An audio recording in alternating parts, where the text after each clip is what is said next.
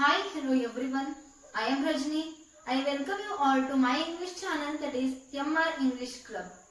Guys, in our today's class, I am dealing with the topic the impact of Norman conquest on English language. Guys, it is actually the syllabus of BA 6th semester optional English for paper 8. Yes guys, for the students of Gulbarga University, Kalburgi. So, before going to learn the history of English language, let us know the meaning of language. What exactly is language? So, language is a medium through which we convey our message to the other person. ನಮ್ಮ ವಿಚಾರಗಳನ್ನ, ನಮ್ಮ ಅಭಿಪ್ರಾಯಗಳನ್ನ, ನಮ್ಮ opinions ಗಳನ್ನ, ನಮ್ಮ thoughts ಗಳು ಏನೇ ಇರಲಿ, if we want to convey them to other people, we need a medium, and that medium is called the language. And if we go in depth of any language, we will come across many more interesting factors hidden behind those languages. Yes guys, ಯಾವುದೇ ಭಾಷೆ ಹಿಸ್ಟರಿಯನ್ನು ತೆಕ್ಕೊಂಡು ಹೋಗ್ರಿ, ಅದರ ಹಿಂದೆ ಬಹಳಷ್ಟು interesting facts ಗಳು ಇರ್ತವೆ ಆ ಲ್ಯಾಂಗ್ವೇಜ್ ಗೆ ಸಂಬಂಧಪಟ್ಟಿದ್ದು. The same thing is there even with our English language also. English language has also got its own historical factors. It may include cultural colonization, political colonization, linguistic colonization, building of the vocabulary, then pronunciation of the words. All these things will be there behind the language of this English.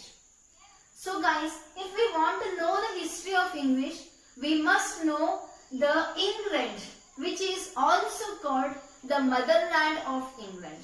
English ಭಾಷೆಯ ತಾಯಿನಾಡು ಅದರಿಂದ ತವರೂರು ಅಂತ ನಾವು ಕರಿತೀವಲ್ಲ, ಅದ್ರ ಬಗ್ಗೆ ನಾವು ತಿಳ್ಕೋಬೇಕಾಗಿರೋದು ತುಂಬಾ ಮುಖ್ಯವಾಗಿದೆ guys.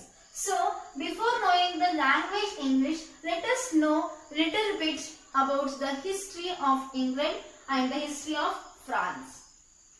So guys, the only natives of England were Celts.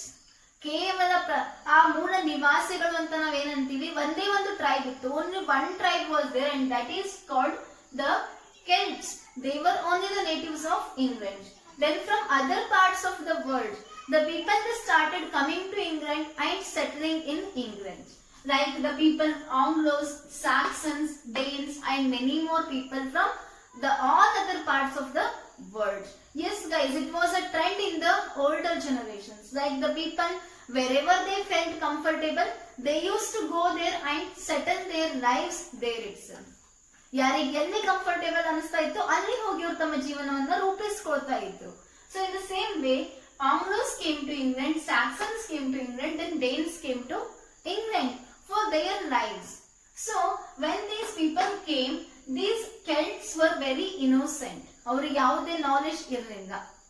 Rule ಹೆಂಗ್ ಮಾಡ್ಬೇಕು, ರಾಜರ ಆಳ್ವಿಕೆಗಳು ಹೆಂಗ್ ನಡೆಸ್ಕೊಂಡು ಹೋಗ್ಬೇಕು, ಒಂದು ಕಂಟ್ರೋಲ್, ಒಂದು ಪ್ಲೇಸ್ ನ ಕಂಟ್ರೋಲ್ ಹೆಂಗ್ ತಗೋಬೇಕು, they were completely innocent. So because of their innocence, the group of Anglo-Saxon had to take control of the whole country, and the monarchical government or monarchical system was started in India with these Anglo-Saxons in the 9th century. ಯಾವಾಗ ಶುರು ಆಯಿತು ಇದು ಅಂತ ಅಂದ್ರೆ 9th century ಒಳಗೆ. Sorry, in the 9th centuryಯಲ್ಲಿ ಅಲ್ಲಿ ಏನಾಯ್ತು ಅಂತಂದ್ರೆ ಮೊನಾರ್ಕಿಕಲ್ ಸಿಸ್ಟಮ್ ಶುರು ಆಯ್ತು. ಯಾರಿಂದ? By the Anglo-Saxons. The kingdom, the first king was an Anglo-Saxon. ಮೊದಲನೇ ಕಿಂಗ್ ಅಲ್ಲಿ ಯಾರಿದ್ರು ಅಂದ್ರೆ ಆಂಗ್ಲೋ-ಸ್ಯಾಕ್ಸನ್ ಕಿಂಗ್ ಆಗಿ ರೂಲ್ ಮಾಡ್ತಾ ಇದ್ರು. So when this Anglo-Saxons started ruling as the king, so they divided this whole England into 5 parts. ಅವ್ರು England ಅನ್ನ ಏನ್ ಮಾಡಿದ್ರು, 5 ಭಾಗಗಳಲ್ಲಿ ವಿಂಗಡಣೆಯನ್ನ ಮಾಡಿದ್ರು. That is called Wessex, Sussex, Essex and many more things are there. I don't know exactly, but England was divided into 5 particular parts, and to all those parts the heads were there to rule. ಎಲ್ಲಾ ಪಾರ್ಟ್ಗಳಿಗೆ rule ಮಾಡಲಿಕ್ಕೆ ಹೆಡ್ಗಳನ್ನ ಅವರು ನೇಮಿಸ್ತಾ ಇದ್ರು. So this is about the history of England. Guys, now come to the part of France. So this in between place is actually the ocean area. ಇದು ನೀರಿನಿಂದ ಆವೃತವಾದ ಪ್ರದೇಶ. England ಮತ್ತು France ನ ನಡುವೆ ಇರುವಂತಹ ಒಂದು ಏನು ಅಂತಂದ್ರೆ ಅಲ್ಲಿ ನೀರಿನಿಂದ ಪ್ರದೇಶ ಆವೃತವಾಗಿರುವಂತಹ ಒಂದು ಸಾಗರ, ocean we can say. So ocean is there. If you want to know about the geographical background of these two countries, you can go and search in website. You will get the in between place of this England and France is covered by the water, and the distance between England and France is just 75 miles. ಕೇವಲ ಏನಾಗಿತ್ತು 75 miles ಅಷ್ಟೇ place ಇತ್ತು, distance ಇತ್ತು England ಮತ್ತೆ ಫ್ರಾನ್ಸಿನ ನಡುವೆ. So now come to France. I told here there was no kingdom from the beginning. But in France, kingdom was there, monarchical system was there from the beginning. From the beginning, the kings used to rule the country, but not that much strongly. To France also, people used to come from many more parts of the world to settle there if they felt comfortable here. ಅವ್ರಿಗೆ ಒಂದ್ ವೇಳೆ ಈ France ನೊಳಗೆ comfortable ಅನಿಸ್ತಾ ಇತ್ತು ಅಂದ್ರೆ ಬೇರೆ ಬೇರೆ ಭಾಗಗಳಿಂದ ಇಲ್ಲಿನೂ ಸಹ ಜನರು ಬರ್ತಾ ಇದ್ರು. So very famous among the outsiders in France are the Danes. ಅಲ್ಲಿ ಫೇಮಸ್ ಆಗಿ ಬಂದು ಉಳ್ಕೊಂಡವ್ರು ಯಾರು ಅಂತಂದ್ರೆ ಡೇನ್ಸ್ ಗಳು ಮಾತ್ರ. ಡೇನ್ಸ್ ಗಳು ತುಂಬಾ ಪವರ್ಫುಲ್ ಆಗಿತ್ತು. So this is about the outsiders. Then many more people from this France. Imagine, it is not actually the map of France, just I have drawn it for your understanding. So imagine that this whole part is France. So here also people are there, here also, here also, here also, everywhere people are there. But this is called, this particular place is the northern area of France. ಈ France ದೇಶದ ಉತ್ತರ ಭಾಗ ಏನಿದೆ ಅಂದ್ರೆ ಈ ಭಾಗ ಇತ್ತು. So this place was little more comfortable than all these places. ಈ ಎಲ್ಲಾ ಪ್ಲೇಸ್ ಗಳಿಗಿಂತ ಇದು ಸ್ವಲ್ಪ ಏನೋ ಕಂಫರ್ಟೇಬಲ್ ಅನಿಸ್ತಾ ಇತ್ತು ಅವರಿಗೆ. ಇದರಿಂದ ಈ ಕಡೆ ವ್ಯಾಪಾರ ಮಾಡ್ಲಿಕ್ಕೆ ಅಥವಾ to go on the voyage to other countries, this was a comfortable place for many more people. And because of that, people of France used to come to this particular place, this particular area, northern area, and settled in this particular place. ಈ ಕಡೆಗೆ ಬಂದು ಇಲ್ಲಿ ತಮ್ಮ ನೆಲೆಗಳನ್ನ ಇಲ್ಲಿ ಹುಡುಕೊಂಡು ಇರ್ತಾ ಇದ್ರು. ಇಲ್ಲಿ ತಾವು ತಮ್ಮ ನೆಲೆಗಳನ್ನ ಸ್ಥಾಪಿಸಿಕೊಂಡು ಉಳ್ಕೊಂಡಿರ್ತಾ ಇದ್ರು. ಸೊ ಇಲ್ಲಿನ ಜನರು ಇಲ್ಲಿ ಉಳ್ಕೊಂಡಿರೋ ಸಲುವಾಗಿ ಇವರಿಗೆ ಏನಂತ ಕರಿತಾ ಇದ್ರು ಅಂದ್ರೆ they were called as the north men. North men ಅಂತ ಕರಿತಾ ಇದ್ರು. Because they were living in the north side of the country, northern part of the country. ನಾವು ಅಂತೀವಿ ನೋಡ್ರಿ, ಮೇಲ್ಗಡೆ ನಮ್ಮ ಭಾರತದ ಉತ್ತರ ಪ್ರದೇಶದ ಉತ್ತರ ಭಾಗದ ಕಡೆ ಇರುವ ಜನರಿಗೆ ಏನಂತ ಕರಿತೀವಿ ನಾವು, ನಾರ್ತ್ ಇಂಡಿಯನ್ಸ್ ಅಂತ ಕರಿತೀವಿ. ಇನ್ the same way these people were called the north men. And the area where they lived, this particular area was called as Normandy. ಅವರು ಇರುವಂತಹ ಜಾಗಕ್ಕೆ ಒಂದು ಹೆಸರು ಕೊಟ್ಟರು ಅವರು. ಅದು ಯಾವ ಹೆಸರು ಅಂತಂದ್ರೆ Normandy. And this Normandy was very little distance was there between this Normandy and England. And people used to go here and come back. They used to make their business and all many more things through the ships here in between France and England. So this is about these things. And now let us know about this Danish people. This Danish people, they settled in France also, and they settled in this particular place called Normandy also. Or ಇಲ್ಲಿನೂ ಬಂದು ಇರ್ತಾ ಇದ್ರು ಮತ್ತು ಇಲ್ಲಿನೂ ಬಂದು ಇರ್ತಾ ಇದ್ರು. And one of the very powerful, very famous leaders of this Danes is ರೋಲೋ. ಅವ್ರದ್ದು ಬಹಳಷ್ಟು ಫೇಮಸ್ ಆಗಿರುವಂತಹ ಲೀಡರ್ ಯಾರಿದ್ನು ಅಂತಂದ್ರೆ ಅವ ರೋಲೋ ಅಂತ ಅನ್ನುವಂತಹ ಒಬ್ಬ ವ್ಯಕ್ತಿ. When he came to this particular place called Normandy, he started taking control over that particular place. ಈ ಪ್ಲೇಸ್ ನ ಕಂಟ್ರೋಲ್ ತಗೋಲಿಕ್ಕೆ ಯಾರು ಶುರು ಮಾಡಿದ್ರು ಅಂತಂದ್ರೆ ರೋಲೋ. And to become the head completely legally ಈ ಪ್ಲೇಸ್ ಹೆಡ್ ಆಗ್ಬೇಕು ಅಂತ ಇವ ಏನ್ ಮಾಡ್ತಾನ ಅಂತಂದ್ರೆ this ರೋಲೋ, he made a commitment with the king Charles the simple. ಇವ ಇಲ್ಲಿ ಬಂದಿನ ಸಮಯದಲ್ಲಿ ಇಲ್ಲಿರುವ ಕಿಂಗ್, ಫ್ರಾನ್ಸಿನ ಕಿಂಗ್ ಯಾರಿದ್ರು ಅಂತಂದ್ರೆ he is Charles the Simple. So he made a commitment with this particular king Charles the Simple to become the head of this particular place called Normandy. And he gave consent and he became the first Duke of Normandy. ಅವನಿಗೆ ಮೊದಲನೇ ಹೆಸರು ಏನ್ ಬಂತು ಅಂದ್ರೆ ಇವನು ಮೊದಲನೇ Duke ಆಗಿ ಅಧಿಕಾರವನ್ನ ಸ್ವೀಕಾರ ಮಾಡಿದ್ನು. ಎಲ್ಲಿ ಅಂತಂದ್ರೆ ಅದು ನಾರ್ಮಂಡಿಯಲ್ಲಿ. So this is about the history of Danes. So here also after one by one the kings will be changing according to the generations.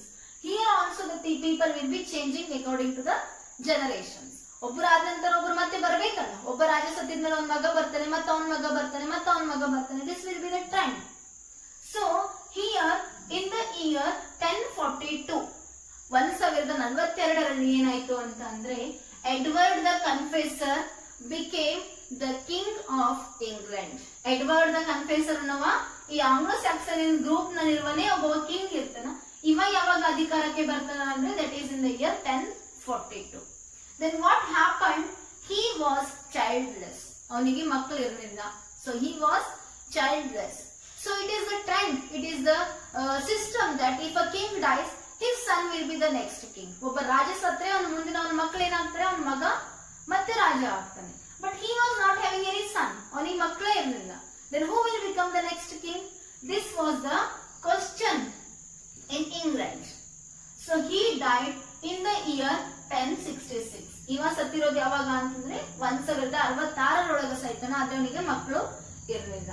So here the ruler of one of this particular place is the Godwin.